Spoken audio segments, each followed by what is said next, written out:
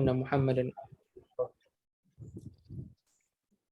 Allahumma alimna ma yanfa'una wa anfa'na bima 'allamtana warzuqna ilman yuqarribuna ilaika ya arhamar rahimin. Allahumma faqihna fid din wa 'allimna at-ta'wil wa hdina siratal mustaqim. Allahumma inna na'udzubika min ilmin la yanfa'u min qalbin la yakhsha'u min nafsin la tashba'u min da'watin la yusma'. Amma ba'd. Jadi alhamdulillah kita diberi kesempatan untuk bertemu ini bagi kelas kita yang ketiga halaqah kita yang ketiga ataupun kelas kita yang ketiga bagi menghuraikan matan Safinatun Najah. Okey, menghuraikan matan Safinatun Najah. Jadi kita berada dekat rukun wuduk. Yang mana minggu lepas kita berhenti dekat fardu wuduk yang pertama iaitu niat. Okey, fardu wuduk yang pertama iaitu niat. Sekejap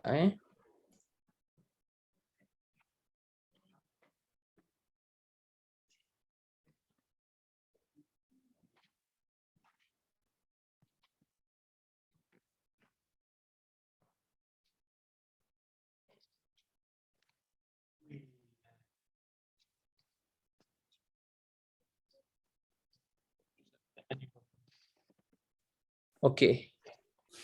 So kita berada di fardu yang pertama iaitu niat. Yang mana minggu lepas anda dah bagi tahu dah.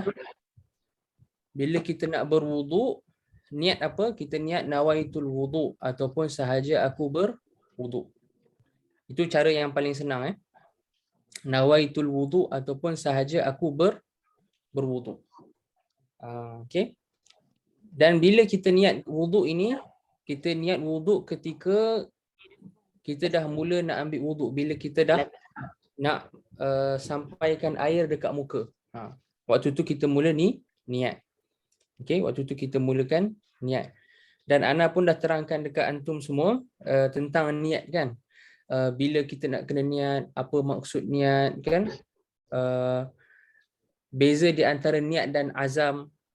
Kalau antum ingat minggu lepas Ana cerita kat antum, ada beza antara niat dengan azam atau keazaman. Di mana niat ini kita buat serentak dengan perbuatan, dengan amalan tu. Ataupun awal sedikit daripada amalan. Kalau azam, kita azam dulu baru kita buat perbuatan tu. Sebagai contoh, kalau anak kata sahaja aku berwuduk. Okay? Sejam lepas anak niat macam tu baru anak ambil wuduk. Itu tak dipanggil niat, itu dipanggil azam. Kalau anak kata sahaja aku berwuduk, lepas sejam baru anak ambil wuduk, itu tak dipanggil niat. Niat ni dikena sejurus sebelum. Sejurus sebelum. Maksudnya kena betul-betul pada permulaan ibadah. Okey. Kecuali pada puasa, okey. Waktu puasa sahaja kita tak perlu niat sebelum ibadah maksudnya sejurus sebelum ibadah. Kita boleh niat lagi awal. Okey. Itu yang pertama. Yang kedua, fardu wuduk yang kedua adalah basuh muka. Nampak tak? Dia kata apa situ dalam buku kalau antum tengok? Ghaslu al-wajhi, betul tak? Membasuh wajah. Okey.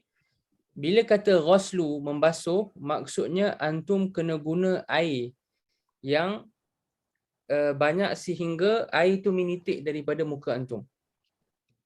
Ana ulang balik. Bila kata basuh muka ketika wuduk, bila kita ambil wuduk kita basuh muka, kan? Air yang kita guna tu mesti banyak sehingga dia boleh menitik daripada muka kita. Sebab bila kata ghaslu dalam bahasa Arab, ghaslu bermaksud air tersebut banyak sehingga menitik. Sehingga ada apa yang dipanggil sebagai sayalan. Sayalan ni maksudnya air tu boleh mengalir, boleh menitik. Jadi kalau kita semua kan pelajar-pelajar yang dirahmati Allah sekalian, kalau kita ambil wuduk contohnya kita hanya ambil kain lap basah, lepas tu kita letak dekat muka. Itu kira basuh muka tak? Tak kira basuh muka kan? Kita ambil kain lap basah, kemudian kita letak dekat muka kita. Itu tak dikira basuh muka sebab air itu sikit sangat. Okey. Jadi bila kata basuh muka, air yang kita guna tu mesti banyak sehingga boleh mengalir dan boleh menitik. Okey. So tak boleh kita basahkan tangan antum bila antum ambil wuduk, antum tak boleh basahkan tangan saja kemudian antum tepuk muka macam tu. Itu tak kira wuduk. Kalau basahkan tangan, tepuk muka, itu tak kira wuduk. Wuduk mesti kena ada air yang boleh mengalir dan menitik. Okey. Okey, boleh. Itu maksud perkataan ghuslu. Ghuslu. Okey, ghuslu tu basuh.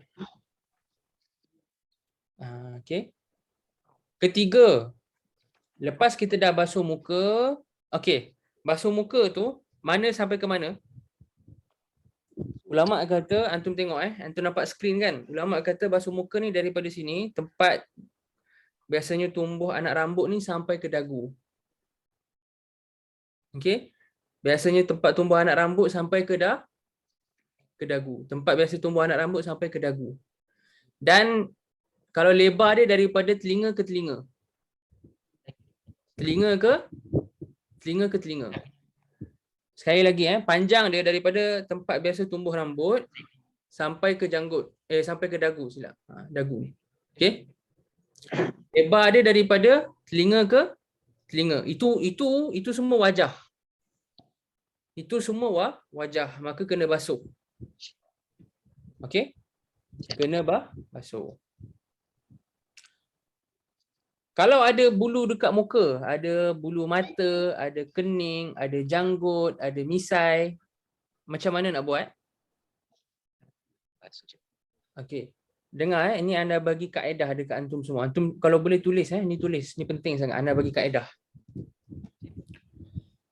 Bila kita basuh muka ketika wuduk, kita kena basuh sekali semua bulu-bulu semua bulu dan rambut yang ada dekat muka. Kena pastikan sampai dekat kulit.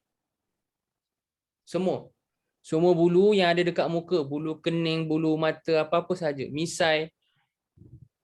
Kena pastikan sampai air dekat kulit. Bulu yang ada dekat muka. Okey? Kecuali dengar baik-baik kecuali hanya bulu janggut dengan macam kita cakap jambang ni, aridain. Kalau antum tengok ni antum nampak tak? Macam ni. Yang ni dipanggil ni dipanggil aridain. Dua ni dipanggil aridain. Okey? Janggut dengan aridain yang ni sahaja dalam mazhab Syafi'i yang kita tengok kalau dia panjang atau pendek. Okey? So kalau janggut dengan bulu ni, bulu yang aridain ni dengan janggut, okey. Kalau panjang tak wajib kita sampaikan ke kulit. Kalau maksudnya kalau lebat tak wajib kita sampaikan air ke kulit. Maksudnya apa? Maksudnya kalau kita basuh secara zahir sahaja, air tak sampai ke kulit pun tak apa. Okey. Kalau dia lebat. Kalau dia tak lebat, kalau janggut tak lebat, aridain ni tak lebat, kita wajib sampaikan air ke kulit juga. Macam mana nak tahu janggut dengan arid ni lebat tak lebat? Kita tahu dia lebat ke tak lebat dengan kita boleh nampak kulit. Okey. Macam mana kita nak tahu janggut orang tu lebat? Kalau janggut orang tu lebat, kita tak boleh nampak kulit di sebalik janggut tu. Okey. Kalau janggut orang tu tak lebat, kita boleh nampak kulit. Kan? Kita boleh nampak kulit. Contoh macam janggut Ana. Janggut Ana ni kira lebat sebab antum tak boleh nampak kulit di sebalik janggut ni. So ini bila janggut lebat tak wajib sampaikan air ke kulit. Sunnah saja, sunnah sampaikan air ke kulit tak wajib. Jadi ulang balik kaedah dia apa? Wajib basuh semua bulu yang ada dekat wajah ketika ambil wuduk. Semua bulu ni maksudnya kening ke, bulu mata ke, apa-apa je, misai ke, semua.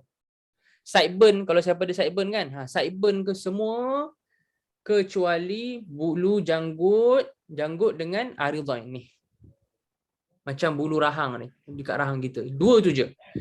Janggut dengan aridain ataupun bulu rahang ni, dia tengok dia lebat ke ataupun tak lebat. Okey. Kalau tak lebat, wajib sampaikan air ke kulit di sebalik janggut tu dan kulit di sebalik aridain ni, bulu dekat rahang ni.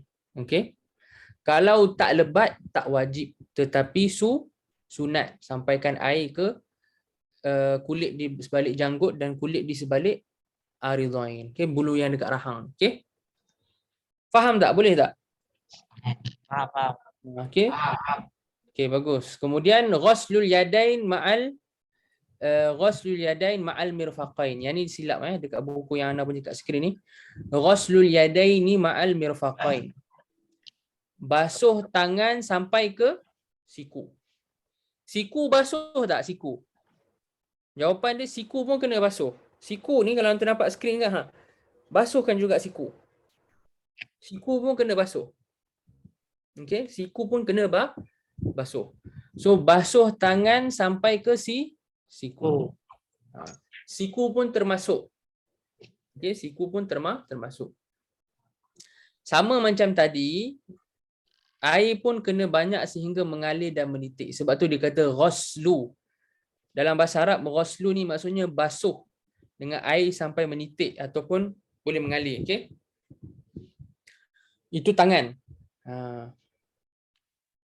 Okey, itu tangan. Kepala. Kemudian yang keempat, rukun wuduk atau fardu wuduk keempat, sapu, tak dia kata, mashu syai'in minar ra's. Kalau antum tengok dekat buku, cuba buka, dia kata apa? Mengusap sebahagian kepala. Nampak tak?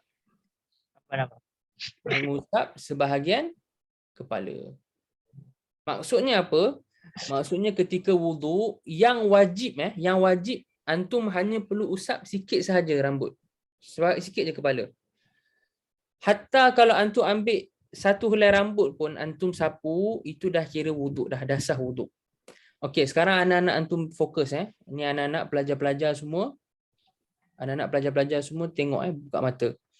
Perasan tak dekat kepala dia pakai ghuslu ke dia pakai mashu? Lain kan? Nampak tak?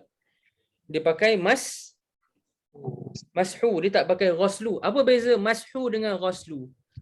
Apa beza basuh dan mengusap? Jawapan dia, kalau mengusap, kita tak guna air yang banyak pun tak apa. Maksudnya kalau adik-adik basahkan tangan dengan air, buka kopiah, pak letak atas kepala macam ni, sah tak? Sah. Walaupun tak ada air yang mengalir, walaupun tak ada air yang banyak sampai menitik, tak apa. Kan? Kalau adik-adik basahkan tangan ni basah, pak letak atas kepala, itu kira sah. Sebab bila kata mengusap, dia tak disyaratkan kena mengalir dan kena menitik. Maksudnya air itu tak perlu banyak pun tak apa. Okey? Okey, boleh faham. Maksudnya air tak perlu banyak pun tak apa. Dan yang wajib adalah mengusap sebahagian jadi sahaja daripada kepala. Jadi kalau dia basahkan tangan dia, kemudian diusap contoh macam ni, diusap sikit je macam ni. Sah tak? Sah. Walaupun dia tak usap seluruh kepala. Walaupun dia ambil berapa helai rambut je, kemudian diusap pun sah juga. Okey? Itu kadar yang wajib. Kadar wajib. Kadar yang sunat adalah kita usap seluruh kepala. Kalau sunat macam mana? Pelajar-pelajar sekarang tengok. Kalau sunat, kita buat macam ni. Tengok tangan anak. Macam ni. Ke belakang dan ke depankan. Okey. So siapa yang kata para ulama dalam mazhab Syafi'i, siapa rambut panjang? Yang rambut panjang, dia ke depan dan ke belakang kan macam ni. Okey. Ke depan kan balik. Kalau rambut dia panjang. Kalau rambut dia pendek, buat ke belakang saja tak apa. Macam tu, habis. Itu kalau rambut dia pendek. Kalau rambut dia panjang, dia ke belakang kan, kemudian dia ke depan balik. Okey, dia ke belakang kan, kemudian dia ke depan balik. Itu kalau rambut dia panjang. Kalau rambut dia pendek, dia ke belakang kan sahaja. Itu yang sunnah. Okey, itu yang sunnah. Kena mengusap seluruh kepala. Jadi yang Ana tunjuk tadi tu apa? Yang Ana tunjuk tu sunnah. Yang wajib sapu sebahagian. Okey, yang wajib sapu sebahagian daripada kepala. Telinga masuk tak daripada kepala? Telinga tak masuk. Kalau kita basuh telinga ketika wuduk, tu hukum dia sunat.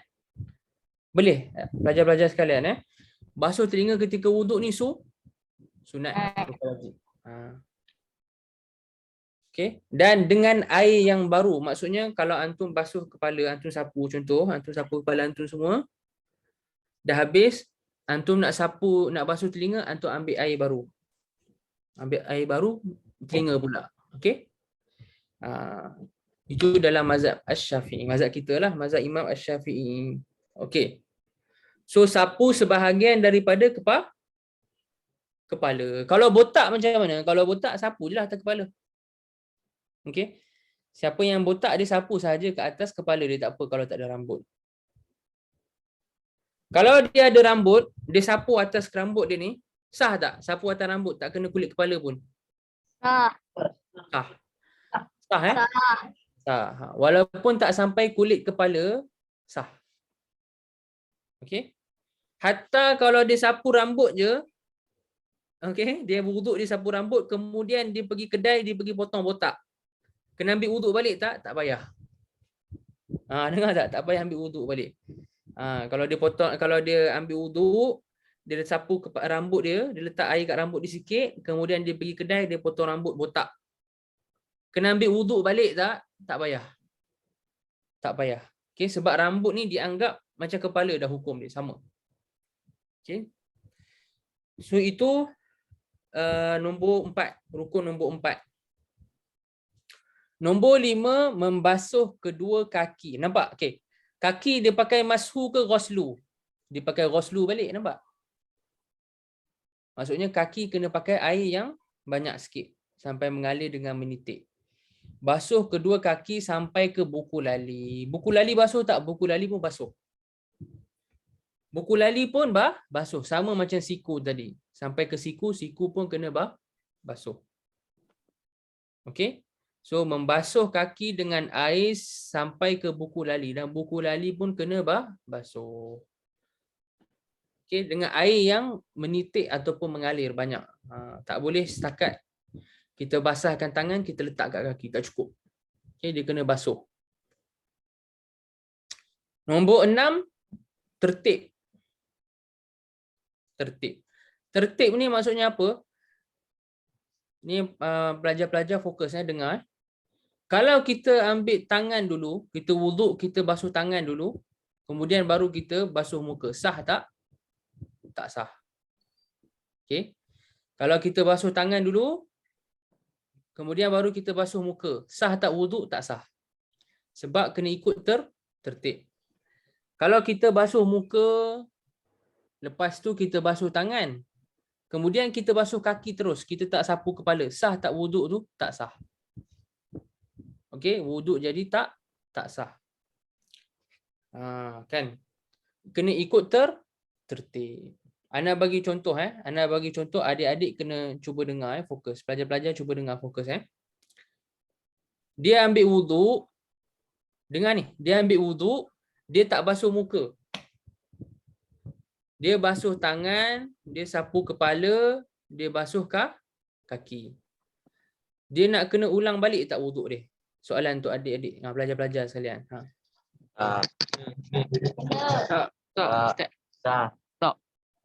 Dia tak basuh muka. Dia tak basuh muka. Kalau dia tak basuh muka, kena ambil wuduk baliklah, betul tak? Dia tak basuh muka dia. Dia basuh tangan, kepala dengan kaki je. Betul. Jadi dia kena ambil wuduk balik. Okey, kalau dia ambil wuduk balik tu, dia basuh muka sahaja ke ataupun dia kena ulang daripada muka sampailah muka, tangan, kepala dengan kaki? Muka sahaja. Okey, bagus. Betul. Jawapan dia kena ulang semua. Kena ulang semua. Walaupun dia dah basuh tangan, walaupun dia dah sapu kepala, walaupun dia dah basuh kaki, tapi sebabkan tadi dia tak ambil muka lagi, nanti dia kena ulang apa? Ulang semua. Kena ulang muka, kena ulang tangan, kena ulang kepala, kena basuh kaki. Boleh? So kena ikut tertib. Kalau tak ada tertib, apa yang kita basuh tu seolah dia tak wujud pun. Kalau tak ikut tertib, apa yang kita basuh tu seolah macam kita tak basuh pun. Okey. Tertib. Ikut turutan kena ikut turutan. Tertib ni maksudnya contoh muka dulu, baru tangan, baru kepala, baru kaki. Tapi kalau di antara anggota, contoh macam antara tangan kanan dengan tangan kiri, tak wajib tertib. Tak wajib tertib. Kalau dia nak basuh tangan kiri dulu, baru basuh tangan kanan. Boleh tak? Boleh. Kalau nak basuh kaki kiri dulu, baru basuh kaki kanan. Boleh tak? Boleh. Kalau nak basuh telinga kiri dulu, baru telinga kanan pun boleh. Okey? Yang wajib tertib ni, muka dengan tangan, tangan dengan kepala, kepala dengan kaki. Macam tu. Okey. Ana ada satu soalan nak tanya. Ana ada satu soalan nak tanya. Kalau ana ambil wuduk, dengar baik-baik ana dengar soal jawapan tu. Kalau ana ambil wuduk, ana basuh muka, ana basuh tangan, ana sapu kepala, ana basuh muka, ana basuh tangan, ana sapu kepala. Lepas ana sapu kepala, ana pergi minum air dekat kedai kopi 1 jam. Lepas 1 jam ana minum kopi, baru ana balik rumah, ana basuh kaki. Lepas 1 jam, ana baru sambung basuh kaki. Sebelum 1 jam tu ana pergi kedai kopi dulu, ana minum, okey. Maksudnya di antara ana sapu kepala dengan basuh kaki ada jarak masa sejam ana pergi kedai kopi. Balik rumah ana nak sambung ambil wuduk, ana basuh kaki je. Sah tak wuduk ana? Sah. Sah. Sah. Betul sah ni? Sah. Betul. Sah. Okey. Okey, ana dengar kuat ana dengar yang kata sah kuat, ana dengar yang tak pun ramai juga kata. Okey. Siapa kata tak, angkat tangan sikit ana nak tengok. Okey, tak. Tu dia. Okey, siapa kata sah angkat tangan? Sah. Sah. Okey, ada beberapa angkat tangan. Ana bagi tahu. Yang kata sah, yang angkat tangan tu dia betul, dia mazhab Syafi'i. Sah. Yang kata tak sah, yang angkat tangan sebab kata tak sah, dia mazhab Hambali. Okey, dia mazhab Hambali. Sebab apa? Sebab dalam mazhab kita, mazhab Syafi'i, tak disyaratkan wuduk ni kena berturut-turut. Maksudnya tak boleh ada jarak masa yang lama. Tak disyaratkan. Maksudnya kalau kita ambil wuduk, kita basuh muka, sejam kemudian baru kita nak basuh tangan, boleh dalam mazhab Syafi'i. Yang tak boleh itu dalam mazhab Hambali. Yang tak boleh dalam mazhab Hambali. Jadi kalau dalam mazhab Syafi'i, kita ambil wuduk, kita basuh muka, kita basuh tangan, kita sapu kepala contoh. Kemudian nak basuh kaki tu kita tangguh 30 minit. Kita makan dulu, kita minum dulu, sah dalam mazhab Syafi'i. Walaupun anggota badan kita yang kita ambil wuduk tadi dah kering, sah juga, tak apa. Dalam mazhab Syafi'i, sah. Tak disyaratkan kena berturut-turut. Berturut-turut ni, okay, pelajar-pelajar sekalian, dalam bahasa Arab dipanggil apa? Ni tengok. Ni tengok dekat skrin, nampak kat skrin anda kan? Dipanggil al-muwalah. Muwalah ni berturut-turut. Berturut-turut. Berturut-turut dalam mazhab Syafi'i, hukum dia sunat. Sunat di sisi mazhab Asy-Syafi'i. Tak wajib. Di sisi mazhab Hambali wajib. Kalau siapa ada mazhab Hambali lah. Kalau mazhab Syafi'i berturut-turut ni hukum dia sunat. Faham Boleh Penting tu. Okey. Habis. Dah habis. Habis tentang rukun-rukun wuduk. Tadi tu kita baru belajar fardu wuduk. Sunat-sunat wuduk dalam matan Safinatun Najah ni dia tak sebut. Tak sempat tulis Ustaz. Oh, tak sempat tulis. Tengok. Sekejap ada tunjuk balik. Okey. Sunat di sisi mazhab Syafi'i, kemudian anda tambah sikit nota sini, wajib di sisi mazhab Hambali.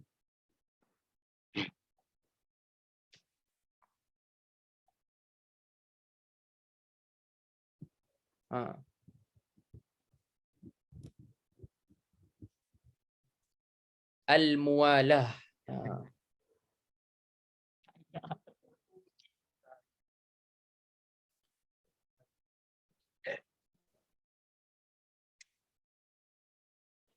Okey. Okey. Seterusnya kita masuk, dia kata arti niat dan tertib. Lepas dah habis tentang rukun-rukun wuduk, fardu-fardu wuduk. Okey, cuma dalam buku ni, okay, pelajar-pelajar sekalian, dia tak sebut sunat-sunat wuduk.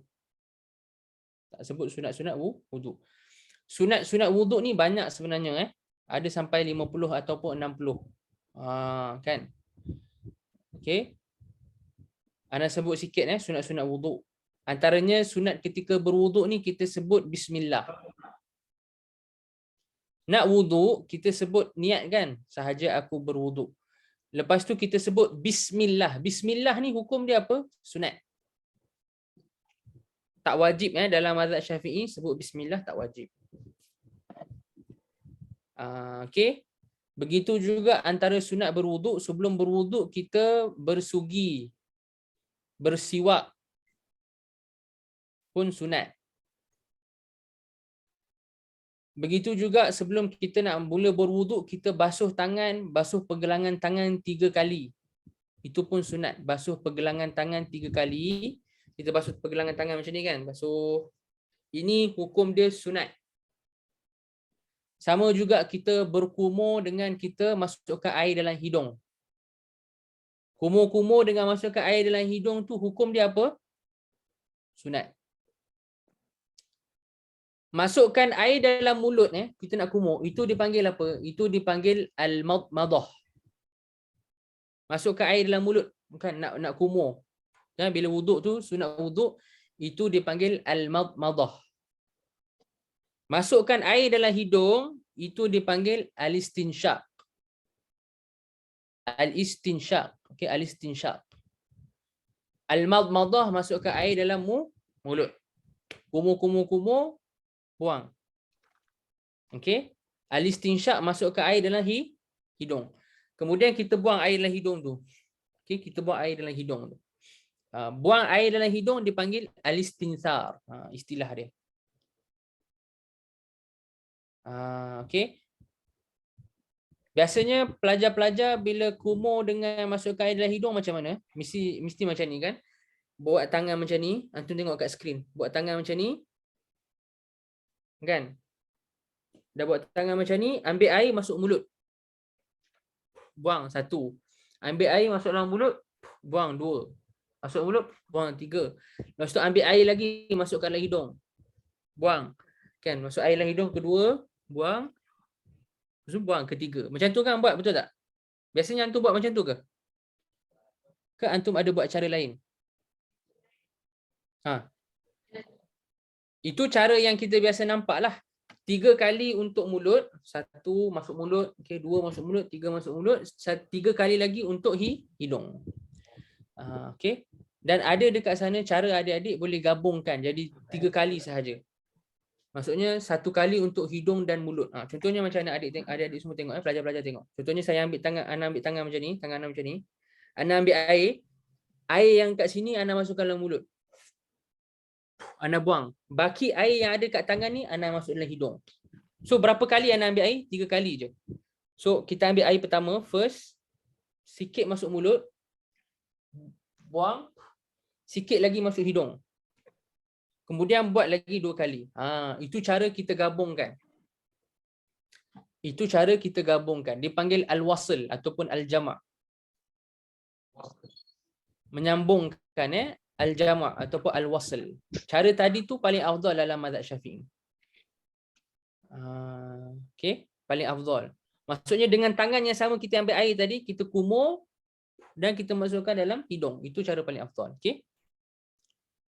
Itu antara sunat-sunat wuduk. Kemudian antara sunat-sunat wuduk yang lain, kita basuh semua, kita basuh dan sapu semua anggota 3 kali. Basuh muka 3 kali, basuh tangan 3 kali, sapu kepala 3 kali, basuh kaki pun 3 kali. Okey? 3 kali. Kalau kita basuh telinga pun 3 kali. Itu sunnah. Okey. Okey, dan macam-macam sunnah lagi. Itu banyak. Nanti kita boleh tengok dekat buku-buku lain. Okey. Kemudian erti niat dan tertib. Kata pengarang kita, niat adalah menyengaja sesuatu yang, ini dalam bahasa Indonesia, dibarengi dengan mengerjakannya dan tempat ni adalah dalam hati. Okey. Ini dalam bahasa Indonesia lah. Niat ni apa? Niat ni kita kehendak nak buat sesuatu serentak dengan perbuatan tu. Qasdus syai'i muqtarinan bi fi'lihi. Yang ni ana ada huraian minggu lepas. Niat ini kita sengaja nak buat sesuatu serentak dengan perbuatan tersebut. Wa mahalluha, tempat niat dekat mana? Kat hati. Wa talaffudhu biha sunnah. Melafazkan niat ini tak wajib, sunat dalam mazhab Syafi'i, tak wajib. Kalau tak nafaskan niat pun sah wuduk. Kalau kita tak sebut dengan mulut kan, sahaja aku berwuduk ataupun nawaitul wuduk, sah wuduk kita. Kalau tak sebut dengan mulut. Bila kita berwuduk, bila kita nak niat, bila kita nak berwuduk ni, bila kita nak niat, waktu wuduk kita berniat bila saat membasuh bahagian pertama dari wajah. Bila kita nak basuh muka first tu, nak wuduk tu, waktu tu kita niat. Okay? Waktu tu kita ni niat. Kemudian tertib. Alla yuqaddama udwun ala udwin. Tertib ni maksudnya tidak mendahului, adalah bahagian yang pertama tidak didahului dengan bahagian yang lain. Tertib ni macam mana cerita tadi. Tertib ketika wuduk ni macam mana cerita tadi. Mula dengan muka dulu, kemudian baru tangan, kemudian baru kepala, kemudian baru kaki. Itu tertib. Okay, itu tertib. Habis. Ada soalan? Boleh tak?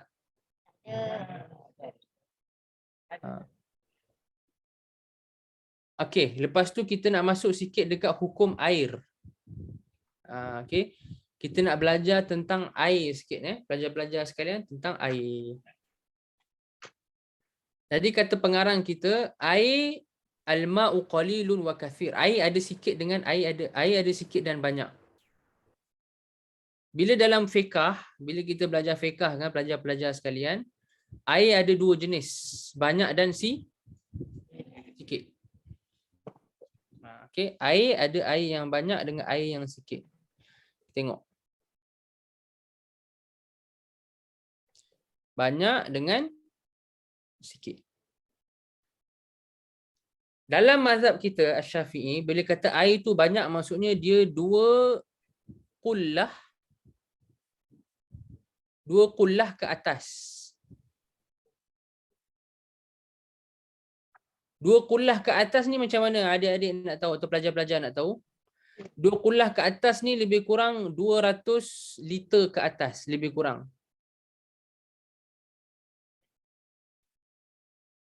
Okey, lebih kurang. Boleh? Bila kita kata air tu banyak, banyak ni kathir kan? Air banyak maksudnya 200 liter ke atas. Dia panggil dua qullah. Sikit maksudnya apa? Kurang dari 2 qullah. Okey. Jadi dalam mazhab Asy-Syafi'i, bila kita cakap air banyak tu maksud dia air tu 200 liter ke atas. Okey. Air tersebut 200 liter ke atas. Kalau air tu kurang 200 liter, contohnya 170 liter, 160 liter, 100 liter, ataupun tak sampai 1 liter pun, macam air yang ada kat dalam botol air, 500 mililiter kan, botol air kecil 500 mililiter, botol air besar 1 liter, 1.5 liter, itu semua dikira air yang sikit. Sikit dipanggil qalil. Air banyak dipanggil kathir. Okey. Tengok apa kita punya pengarang cakap. Fal qalilu madunal qullatain. Air sedikit itu jika kurang dari 2 kolah. 2 kolah berapa liter tadi Ana bagi tahu antum? 200 liter. 200 liter. Okey, bagus. Wal kathir qullatani fa akthar. Dan air banyak jika lebih dari 2 kolah, iaitu 200 liter. Okey. Iaitu 200 liter. Kemudian pengarang kita sebut wal qalil, air yang sedikit, air sedikit menjadi najis dengan jatuhnya najis ke dalamnya meskipun tidak berubah. Sementara air yang banyak tidak menjadi najis dengan jatuhnya najis ke dalamnya kecuali jika berubah rasa, warna dan bau aroma dia. Okay, aroma dia bau. Maksud dia apa pelajar-pelajar sekalian? Kita tengok Tengok. Ada dua bekas Ini bekas pertama. Ni bekas A. Okey? Bekas A. Dalam dia ada air lah. Ada air. Oh, tak cantik nak buat air. Sekejap Anda padam balik. Sekejap. Kan tu tengok. Katakan dalam dia ada air. Ada air. Bekas ni berapa banyak? 100 liter air.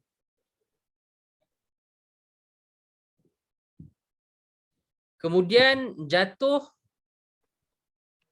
tahi cicak ataupun tahi burung masuk. Jatuh. Ni tahi cicak. Berapa banyak dalam ni? 100 liter. Okey? Air ni lepas jatuh tahi cicak ni dia tak berubah. Warna dia tak berubah, rasa tak berubah, bau pun tak berubah. Soalan dia sekarang, soalan yang anak nak tanya air ni najis ke suci? Najis. Dia tak berubah ni, dia tak berubah warna, rasa dengan bau. Najis ke suci? Suci. Najis. Okey. Bagus. Majoriti ramai daripada antum jawab najis kan. So jawapan dia apa? Jawapan dia najis. Sebab dia kurang 100 liter. Bila kurang daripada 2 kolah, kurang daripada 200 liter, kalau jatuh najis, walaupun tak berubah warna, rasa dan bau, dia tetap jadi air najis. Tetap jadi air najis. Okey. Katakan Ana tukar sikit. Ana tukar daripada air itu 100 liter, katakan air ini sebenarnya 200 liter. Tak berubah warna, rasa dan bau. Air itu suci ke najis? Suci. Suci. Okey, suci. Kalau 200 liter ke atas tak berubah warna, rasa dan bau Okey. Okey, Ana padam lagi, Ana tukar lagi. Ana tukar. Okey. Katakan air itu 100 liter, jatuh tahi cicak, tetapi berubah warna dia. Warna dia berubah. Dia 100 liter, warna dia berubah. Najis ke suci? Najis. Bagus. Faham dah tu? Itu kira dah cekak dah dah cekak dah. Okey.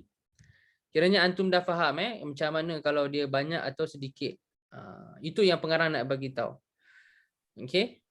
So itu tentang air yang banyak atau sedikit. Air dalam mazhab kita ni ada berapa jenis? Antum tengok 7. Okey. 7 tu masuk dalam jenis apa? Air mutlak.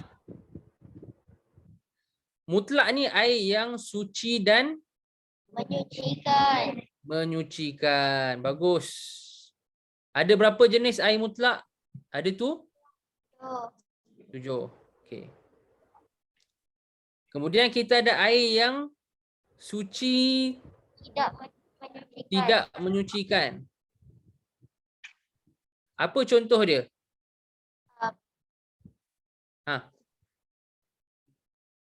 Suci tidak menyucikan, apa contoh dia? Sirap. Air sirap, bagus.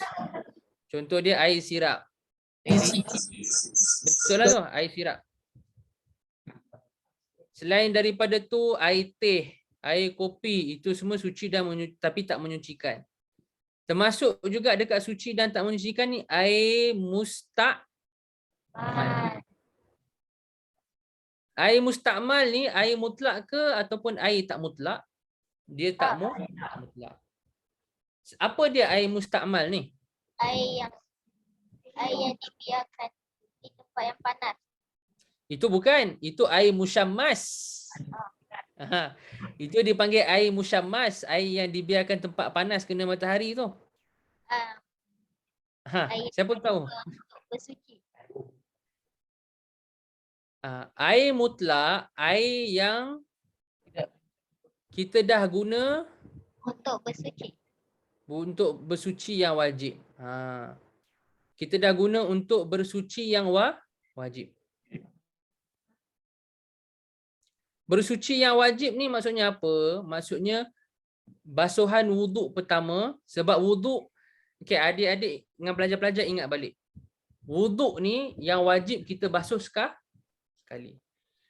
3 kali basuh wuduk tu wajib tak? Wajib ke sunat 3 kali basuh? Sunat. Maka basuhan kedua dan basuhan ketiga itu wajib ke sunat? Sunat. Okey. Jadi air mustakmal ni adalah air yang kita dah guna untuk bersuci yang wajib, iaitu basuhan pertama wuduk. Nampak? Bukan basuhan kedua, ketiga. Maksudnya bila kita ambil wuduk, ni tengok dekat skrin. Ni kita ada lagi berapa minit nak habis kelas, kita tengok kat skrin. Contohnya anda basuh muka kan? Anda basuh sekali. Ni basuhan pertama kan? Air daripada basuhan pertama yang menitik itu air mustakmal. Kalau nanti anda ambil untuk basuhan kedua, ketiga, air yang menitik untuk kedua dengan ketiga tak jadi mustakmal. Sebab itu bukan basuhan wajib, itu basuhan sunat. Boleh? Air mustakmal dia jadi mustakmal bila basuhan itu basuhan yang wajib, bersuci yang wajib, iaitu basuhan pertama untuk wuduk dan juga basuhan pertama untuk mandi wajib.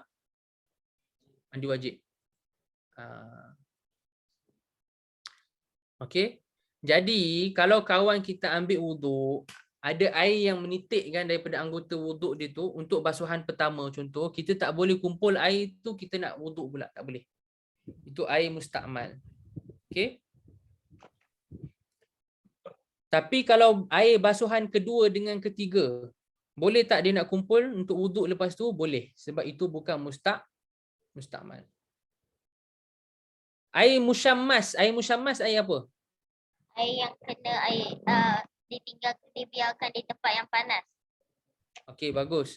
Air mustakmal mutlak ke atau suci tapi tak menyucikan? Tidak menyucikan. Air musyammas dekat air mutlak. Air musyammas dia masuk dalam mutlak, air musyammas. Air musyammas boleh guna untuk wuduk tak? Boleh. Boleh guna untuk mandi wajib tak air musyammas? Boleh. Boleh. Sah. Dia air mutlak, cuma makruh. Hukum guna air musyammas ini makruh tapi sah. Makruh sebab apa? Makruh sebab ulama risau pakai air musyammas ni buat kita punya kulit kena penyakit. Sebab syarat-syarat air musyammas dia mestilah didedahkan dekat matahari dan dekat dalam bekas yang contohnya dibuat daripada tembaga atau besi. Yang mana bila kena matahari dia panas sangat, nanti ada lapisan kimia kat atas air tu. Kalau kena ke kulit, ulama kata boleh jadi rosak kulit. Itu hukum dia makruh. Tapi kalau kita ambil wuduk dengan air musyammas sah tak? Sah, boleh. Kalau kita nak mandi wajib dengan air musyammas boleh tak? Sah, boleh juga. So air musyammas dekat mana? Air musyammas dekat air mutlak. Sama. Air yang suci tak menyucikan, air sirap contoh dia dengan air mustakmal. Okey. Yang terakhir kita ada air apa? Air najis. Air najis contohnya air kencing. Air najis. Ataupun air najis ni yang kurang dari 2 kolah. Kurang dari 2 kolah dan dimasuki najis. Macam tadi yang Anda bagi contoh. Itu pun air najis. Atau lebih daripada 2 kolah dimasuki najis dan berubah bau atau rasa.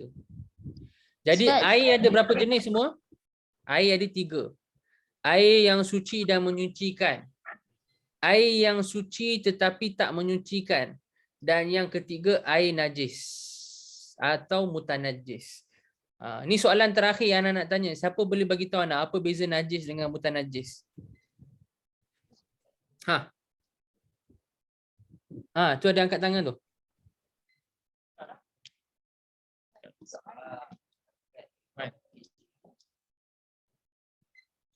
Tak tahu. Okey. Ha, Najis tu tidak boleh menyucikan. okey. Kalau mutanajis Dia boleh menyucikan. boleh menyucikan maksudnya apa? Dia boleh taharah. Okey. Tak tepat Jawapan dia najis dan mutanajis dua-dua tak boleh taharah. Dua-dua tak boleh taharah. Jadi apa beza najis dengan mutanajis? Beza dia ni pelajar-pelajar adik-adik dengar Air najis, air yang memang dari sudut asal dia najis. Contohnya air kencing. Air kencing tu air najis. Air mutanajis, air yang asalnya dia tak najis. Contohnya air mineral. Adik minum, kita ada air mineral kan? Tapi air mineral tu jatuh tahi burung, jatuh tahi cicak. Itu dia jadi air apa? Mutanajis. Asal dia suci ke najis? Suci. Suci. Kemudian jatuh tahi burung, dia jadi mutanajis. Adapun air najis, maka dia pada asalnya memang najis dah. Contohnya air kencing. Contohnya kalau kita nak kata air, kalau kita nak kata darah lah kot. Walaupun darah ni kira najis dah kan. Air kencing lah contoh. Memang pada asalnya dia dah najis. Air mutanajis asalnya dia suci, kemudian datang najis dekat dia. Contohnya air mineral jatuh tahi cicak. Itu mutanajis. Jadi secara amnya pembahagian air ada 3. Air yang suci dan menyucikan, air suci tak menyucikan, air yang najis ataupun mutanajis. Okey, boleh InsyaAllah nanti minggu depan kita ulang-ulang sikit. Kita ulang-ulang balik apa kita belajar. Okey, Ana laju sikit kan? Tak apa, minggu depan Ana ulang-ulang balik. Ada soalan? Ustaz. Okay. Ustaz. Ya, Ana dengar. Air macam air minuman tu semua sama lah. Macam air laici ke apa, semua sama lah. Air minuman, laici, teh tarik, kopi, semuanya suci tetapi tak menyucikan. Ustaz, Okey. Kita boleh minum dia, tapi tak boleh gunalah untuk wuduk dengan mandi wajib. Ada soalan lain? Okey. kenapa 2 kolah Ustaz? Kenapa 2 kolah? Sebab ada hadis daripada Nabi SAW. Yang mana Nabi SAW bersabda, Al-ma'u tahurun la yunajjisuhu syai'. Asalnya itu hadis dia. Hadis Nabi SAW beritahu, air itu suci. Tidak akan dia boleh dinajiskan dengan sesuatu pun. Datang hadis lagi satu. Datang hadis lagi satu. Nabi SAW beritahu, Iza balagal ma'u qullatain lam yahmil al-khabath. Air itu kalau dah sampai 2 kolah, jatuh najis dekat dia, maka dia dah tak menanggung najis. Nabi SAW sebut dalam hadis. Hadis tu di sisi ulama mazhab Syafi'i, hadis yang sahih. Hadis ni di sisi ulama mazhab Syafi'i, hadis yang sahih. Nabi SAW sebut, Iza balagal ma'u qullatain. Air itu apabila sampai 2 kolah, lam yahmil al-khabath ataupun lam yahmil khabathan. Bila air sampai 2 kolah jatuh najis pada dia, tak apa. Kalau tak berubah bau rasa dengan warna. Dalam setengah riwayat datang illa ma ghayyara fi ta'mihi aw rihihi aw launihi. Maka disebabkan hadis-hadis ni lah ulama mazhab Syafi'i ambil Nabi SAW bagi tahu 2 kolah. Jadi 2 kolah lah jadi kita punya cara kira unit kiraan kita, apa yang kita nak kira. Okey? Faham? Sebab ada hadis. Okey, boleh Ada soalan lain? Ustaz. Kalau kuku kita panjang Ustaz. Kalau dalam kuku tu kan ada daki lah, dia contoh ada tepung. Tu. Boleh kalau kita dah masukkan tak boleh keluar juga, macam mana tu? Okey. Dalam mazhab Syafi'i, pandangan yang dipilih oleh majoriti ulama mazhab Syafi'i, kotoran dekat dalam kulit kita, kotoran dekat bawah kuku ni, contohnya kuku siapa panjang kan, ada kotoran, wajib kena buang. Kalau tak sah wuduk. Okey. Ada sebahagian dalam mazhab kita, ulama-ulama yang membenarkan dimaafkan kotoran di bawah kuku. Terutamanya kalau kotoran bawah kuku, contohnya kuku hitam kan, kuku kalau ada orang kuku hitam kan, kuku hitam tu sebab peluh atau daki. Lagilah dimaafkan. Ada yang maafkan kalau bukan peluh atau daki sekalipun. Yang ni pandangan minoriti ulama mazhab Syafi'i, pandangan Imam Al-Ghazali, pandangan Imam As-Samhudi dan sebagainya. Jadi kalau adik-adik nak amal, adik-adik nak pakai mana? Okay, ni ustaz beritahu, ni anak beritahu. Pelajar-pelajar sekalian boleh pegang dengan pandangan yang kata kotoran di kuku ni dimaafkan sekiranya kotoran tu disebabkan peluh atau daki. Kalau bukan peluh atau daki, katakan ada liquid paper kat tangan dia ataupun kesan pen, dia kena cuba hilangkan juga. Kena cuba hilangkan juga. Kalau dia dah cuba hilangkan, tinggal kesan warna tu masih ada, contoh liquid ataupun pen tu dekat bawah kuku, dimaafkan. Itu setelah dia dah cuba, dia cuba buang. Okey, boleh?